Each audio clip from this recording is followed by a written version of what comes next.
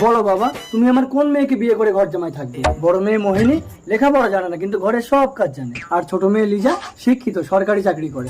আচ্ছা তোমরা দুজন আমার জন্য একটু খাবার জল আনো তো।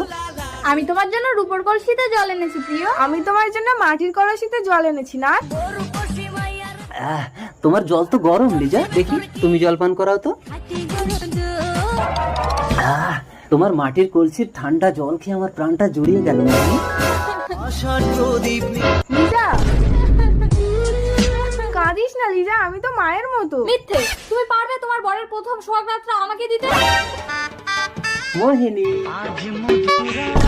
দেখি লিজা তুমি প্রিয়, একবারের জন্য অন্তত আমার কাছে এসো। অসম্ভব। প্রিয়, মোহিনী মা, তুই এ কি করলি? তুমি লিজাকে বিয়ে করে নিও না। না এবার তুমি আমাকে বিয়ে করো প্রিয়।